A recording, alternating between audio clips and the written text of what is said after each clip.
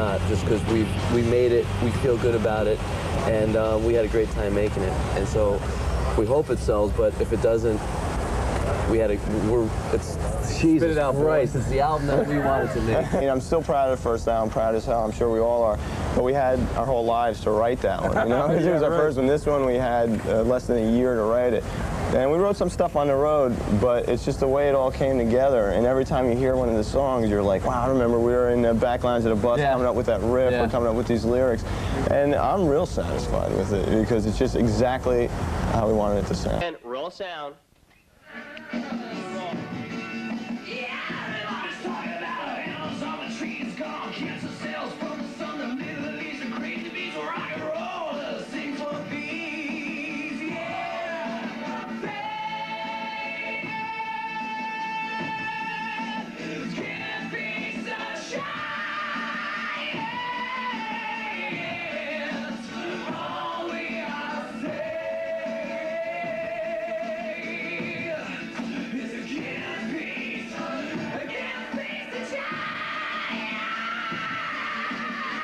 A lot of people think that guys who look like me or play in bands like mine, really don't give a shit about, what's going on. But there's one thing that I'm really against is people being used as pawns in chess games. And that's what it, seems like human lives are being reduced to the lowest level by, our government right now. They're just, cruising around in Kennebunkport on their motorboats or whatever playing golf. And meanwhile, there's real 17, 18, 19-year-olds, sweating their balls off, ready to die.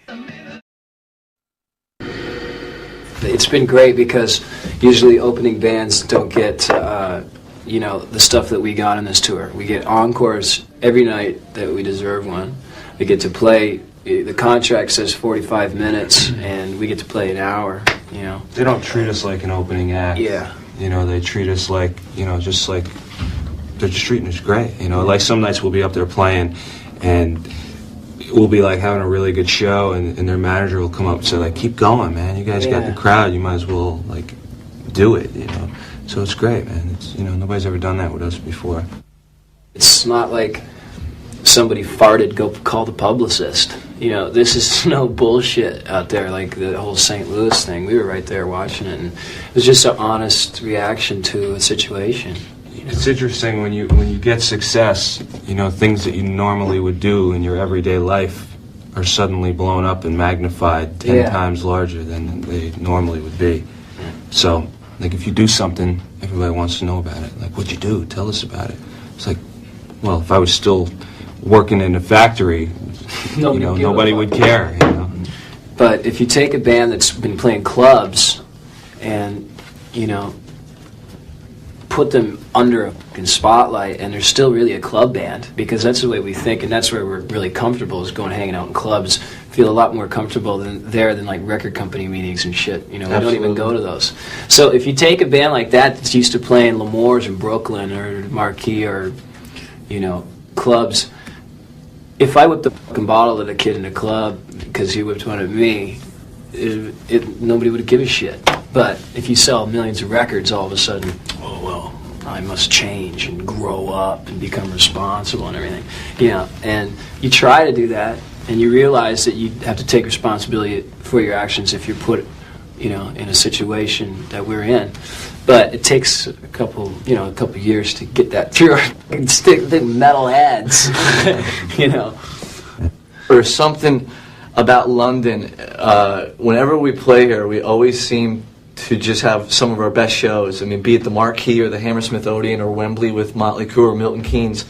There's just something about playing here where, like, this, I don't know, this vibe between the band and the people in the audience, and it just gets us nuts. And we just go for it. I mean, we go for it every night, but there's just something a little extra when we're in London. For me, it's growing up on the English bands like Iron Maiden, Judas Priest, and Black Sabbath, and Angel Witch, and Motorhead, and, Girls' School, and all these bands that we grew up on.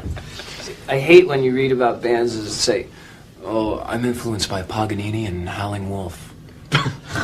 You're influenced by Van Halen, shut up. You're not fooling anybody. That condescending, pretentious attitude kind of rubs us the wrong way, you know. I mean, we like heavy metal fast, loud. A day in the life of Skid Row. Well, it depends on the day. Depends on the guy. If it's a gig day, you get up and you eat something, and all you think about is the show, and you know you don't drink all day and stuff. And then if it's a day off, get up and get rotted.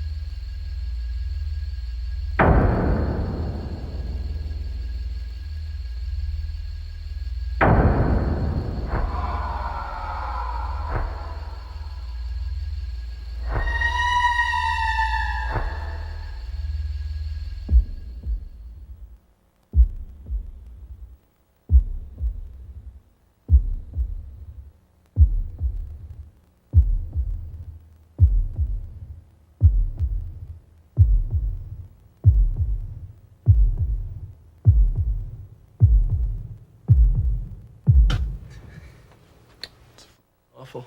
You're allowed to do that in hotel rooms. I don't do that at home, though. Do not try this at home. No spitting at home. Sebastian tells all the kids spit on your wall at home.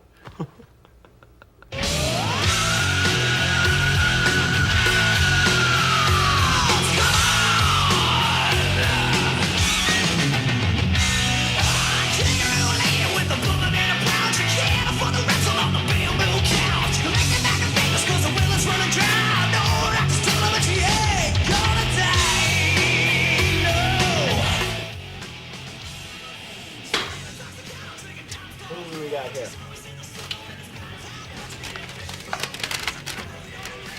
Guest messages. Sir Laugh-A-Lot. And it is from Slash. No phone numbers on there. Okay. But I mean, I'd love for this tour to keep going. You know, it seems to me like it's one of the best tours to come along in years, and we're pretty proud to be a part of it. You know, it's just a good rock and roll show all the way around. The further we get into the tour, the more fun it gets. Yeah. Unfortunately, it's going to end in 5 days.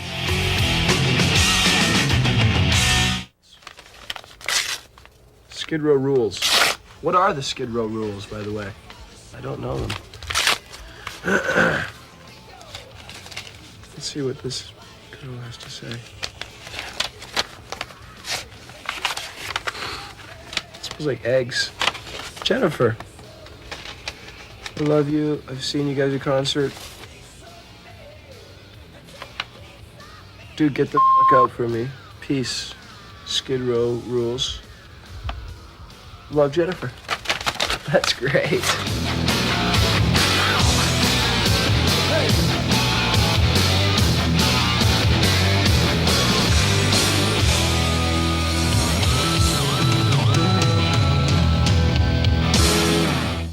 But the tone of your new album is more violent than the first record. Yeah, I don't know whether it was intentional or what. We just did it. We started, when we first went on the road to get pumped, we were listening to AC/DC, and by the time we were done with the last tour, we were listening to the Cro-Mags, you know what I mean? So I guess it's just a little transition we made there, and you know, maybe the next album will be all, you know, synth. I highly doubt it, but you know, you just can't tell. We just did what felt good, and we wanted something that sounded like a 70s record more than like a 90s record, you know, so polished and processed and all that bullshit. But we're happy with it. We're real proud of it. It says, go directly to your local record store, buy this album immediately, and kill if you must. I think that's a positive message for the youth of America.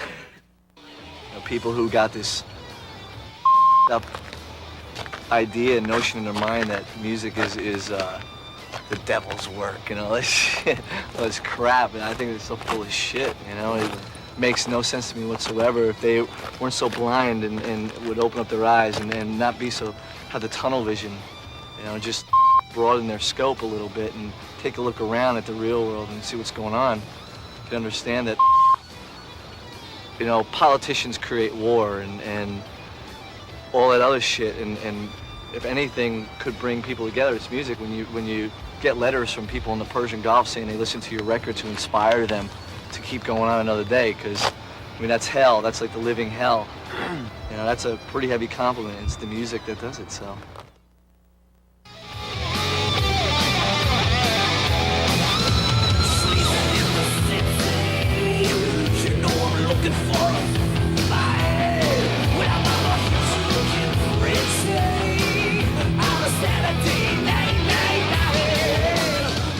There are things known, and there are things unknown, and in between. Why is it so much fun on stage, dude? Because that is my job, and I love my job. Holy shit, I wonder if one of these days all that shit's gonna come crashing down. I can play Slave to the Grind with my foot.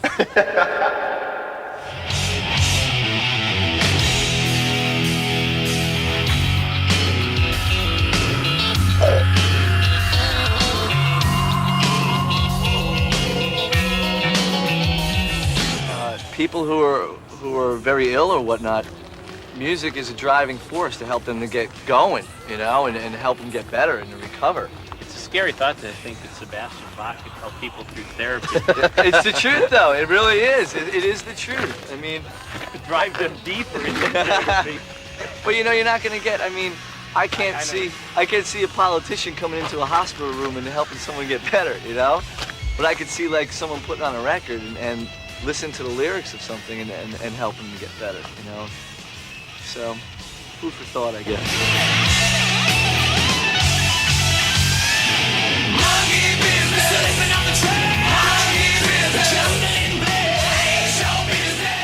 So you have no questions. I just sit here with the camera on me.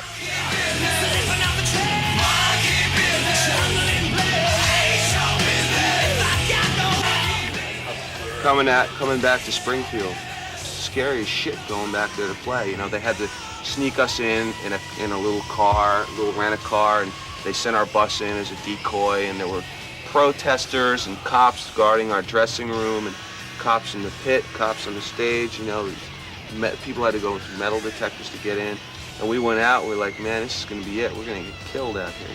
The fans definitely supported us. It was incredible. It was the most amazing show. It was like they wanted us to know that it's cool, we don't hate you guys.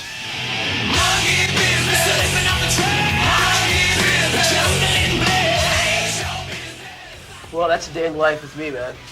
I'm going back to bed. It's a wrap. Excuse me, you have a shoe on your head. Dude, I like these shoes. So, I could take you on a tour of the room. Let me get my pants on. Which ones do you want? These? These are cool ones. Check this out. Those are nice. These are, I just got these yesterday. Where'd you get them, on Melrose?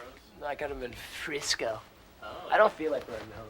You had them up there. We have Hard Rock Cafe Moscow. Kind of a rarity. It's a nice one, huh?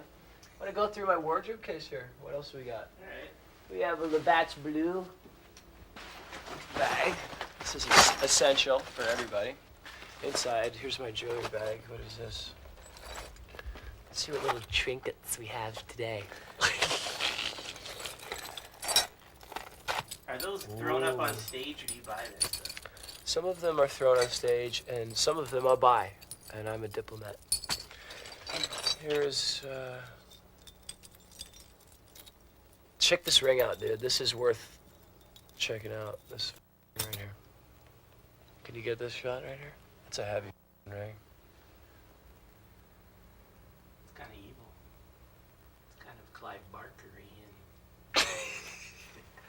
Clive Barker instinct. I should give this appropriately enough to Dave the Snake Sabo from Skid Row. Here's something. Here's a present I got for Duff. I call him Fudd. That's Duff backwards. I haven't given it to him yet, but he will have this. Because when I went to the store to buy it, he had got the matching bracelet And the girl told me, so I kind of went, woo, end of tour present.